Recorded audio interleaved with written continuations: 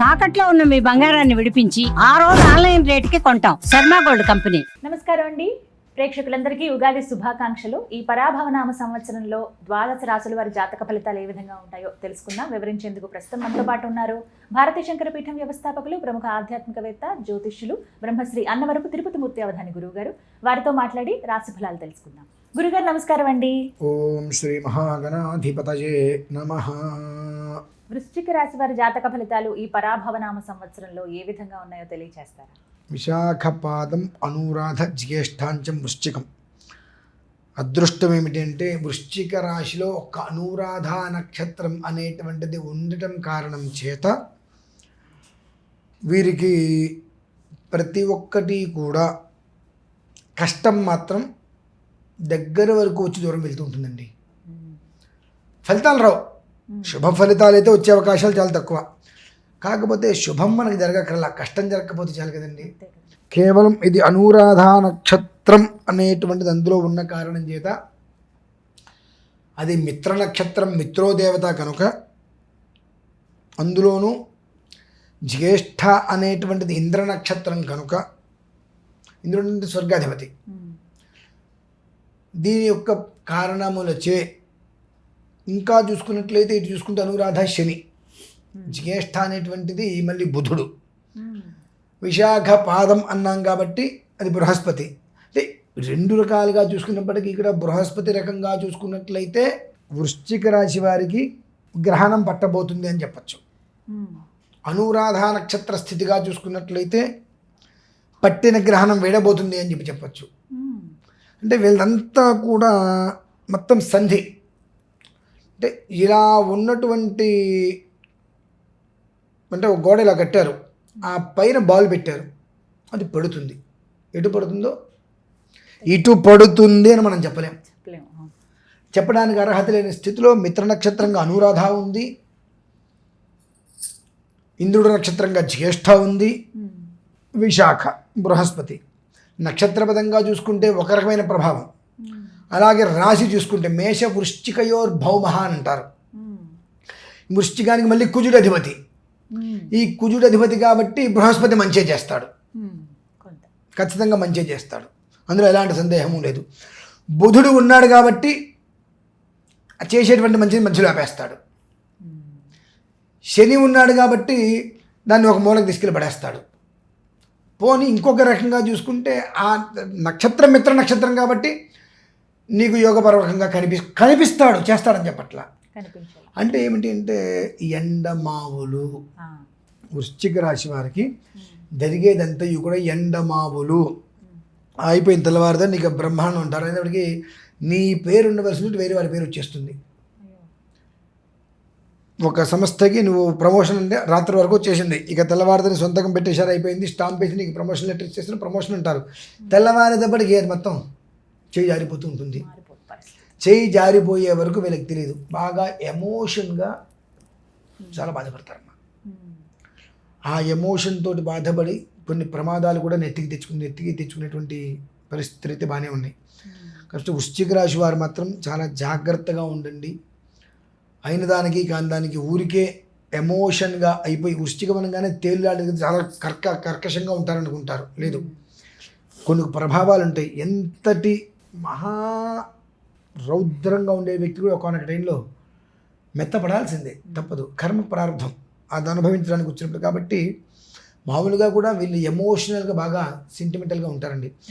దాని ప్రభావం ఏం చేస్తే ఏమవుతుందో, నేను అన్నీ చేస్తూనే ఉన్నా కదా నాకు ఎందుకు ఇట్లా అని చెప్పి చాలా మెంటల్గా అప్సెట్ అయిపోతూ ఉంటారు. కనుక సాధ్యమైనంత వరకు ఏం జరిగినా అంతా మన మంచికే. మీకు రావాల్సినటువంటి ఒక ప్రమోషన్ ఆగిపోయింది, మన మంచికే అనుకోవడం చాలా శ్రేయస్కరం. ఏ కర్మ ప్రారంధము ఎవరో ఏదో అన్యాయం చేసి అన్యాయం నుంచి తప్పించుకోవడం కోసం మీ పేరు రాయొచ్చు. భగవంతుడి మీ ఎందున్న అనుగ్రహంతో, మీ ఎందున్న ప్రేమతో మీ పేరు తొలగించవచ్చు. అందుకు నా నెత్తి మీద పంచామృతాలు పోశారని చెప్పి మీరు సంతోషపడటం అనేటువంటి చాలా శ్రేయస్కరం. కాదు కూడదు నా పేరు తీసేశారని మీరు గొడవ పెట్టుకుంటున్నారు అనుకోండి, తిలాపాపం అని చెప్పి సంబంధం లేకపోయినా అందులో నీ వేలు పెడతారు, నేను నిరికిస్తారు, ఇబ్బంది పడతావు. కాబట్టి అనవసరమైన ప్రయాసలు వద్దు. ఎలా ఉందో అలా జరిగిపోయింది కాబట్టి నన్ను తెప్పించారు కదా, ఏదో భగవంతుడు నా ఎందుకు మంచిగా చేశాడు అనేటువంటి విషయాన్ని మీరు అనుకుంటూ సరే ఏదైనప్పటికీ కూడా వృద్ధి అనేటువంటిది ప్రతి మనిషి కోరుకుంటారు కాబట్టి ఆ వృద్ధి మనకు రావాలంటే ఏం చెయ్యాలి?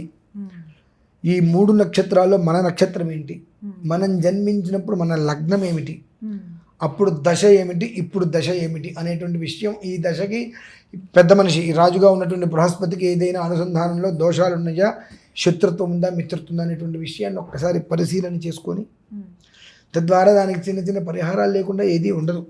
ఏదన్నా ఉంది ఓకే బ్రహ్మాండం, ఆ చిన్న పరిహారాలు ఏదో చేసుకొని ఎండమావులుగా ఉన్నా పర్వాలేదు కానీ నెత్తి మీద వచ్చి కొమ్మ పడవద్దు. కన్ను పోయేంత కాటిగా వద్దు. కాటికి చక్కగా పెట్టుకుంటే అందంగా ఉంటుంది, కాటికి బాగుంది ఎక్కువ పెట్టుకుంటే కలిపోతాయి. కన్ను పోయేంత కాటికి వద్దు. కాబట్టి నాకు ఏది మంచో అది నాకు ఇవ్వు, నేను బాధపడను అని చెప్పి కాస్త భగవంతుని ఆరాధన చేసుకోగలిగితే ఒక రకంగా శ్రేయస్కరం. ఇది దీనికి కూడా వాళ్ళు ఇంట్లో నిత్యము ఏదైనా ఆరాధన చేసుకోవాలనుకున్నట్లయితే ఆంజనేయ స్వామి ఆరాధన చేసుకోండి. సుందరకాండ కానీ లేదా హనుమాన్ చాలీసా, ఈ రెండిట్లో ఏదైనా రోజు నిత్యం వినటము పారాయణ చేసుకోవడము చేసుకోగలిగితే గద పడుతుంది, కింద పడుతుంది, మన మీద పడదు. కాస్త మనం భయపడతాను తప్పితే దెబ్బ తగిలి అడ్డం పడం, దానికి కాపలాగా ఉంటుందమ్మా. ఈ రాశివారు ఏమాత్రం అవకాశం ఉన్నా పరాభవనామ సంవత్సరముచే పరాభవం లేకుండా ప్రశాంతంగా ఉండడానికి 8 రోజుల ముందే తిరుమల మహాక్షేత్రంలో అష్టలక్ష్మి మహాయాగం అనేటువంటిది చేసే సంకల్పం జరిగినది. దేవేంద్రుడు స్వర్గానికి అధిపతి, ఆయనది జ్యేష్ఠ నక్షత్రం, ఆ రోజు ఆ నక్షత్రం ఉంది. అలాగే బుధవారం బుధానుగ్రహం, ఇట్నుంచి చూసుకుంటూ వస్తే బృహస్పతి ఆ సమయానికి రాజుగా వస్తున్నారు. అప్పుడు వీళ్ళందరికీ కూడా అధిష్టానం ఉపేంద్రుడు అనగా శ్రీ మహావిష్ణువు. ఆ శ్రీ మహావిష్ణువు ఎప్పుడు సంతోషపడతాడు అంటే అమ్మవారిని మనం ఆరాధిస్తే ఆయన బాగా సంతోషపడతాడు.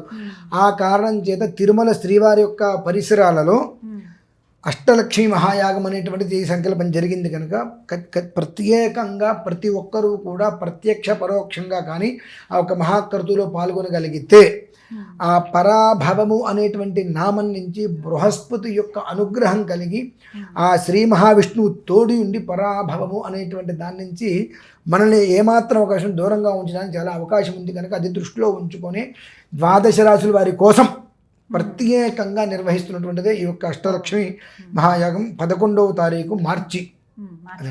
అందరూ పాల్గొనొచ్చు కదండి, ప్రతి ఒక్కరూ పాల్గొనవలసిందే. 27 నక్షత్రాల వారు తప్పకుండా పాల్గొని తీరవలసిందే. దీనివలన వాళ్ళకి జరిగేటువంటిది ఆ రోజు నుంచే, ఎప్పుడో కాదండి, ఆ రోజు నుంచే యుగాదిలోపు రోజుకు ఒక రకమైనటువంటి ఆనందాన్ని వాళ్ళు చూడగలుగుతారు. అది మాత్రం నేను ఖచ్చితంగా చెప్పగలనమ్మా. 1,000,000 విప్పపూలతో హోమం చేస్తున్నా. అద్భుతం. మామూలుగా ఏదో 1 కిలో 10 కిలోలు కదమ్మా, 1,000,000 విప్పపూలతో ఎందుకు హోమం చేస్తున్నానంటే ఆ పరాభవన సంవత్సరం ఏ స్థాయిలో ఉందో తెలుసు కాబట్టి. విప్పపు అంటే మధుపుష్పం అంటారు, అమ్మవారికి అత్యంత ప్రీతికరమైనటువంటిది. ఆ అమ్మవారి ప్రీతికరమైన పదార్థాల్లో అమ్మవారిని సేవించి తద్వారా శ్రీ మహావిష్ణువు యొక్క అనుగ్రహంతో రాజుగారి యొక్క ఆశీస్సులతో క్షేమంగా ఉండాలి అని ఉద్దేశ్యం. చక్కగా వివరించారు. ధన్యవాదాలు గురుగారు.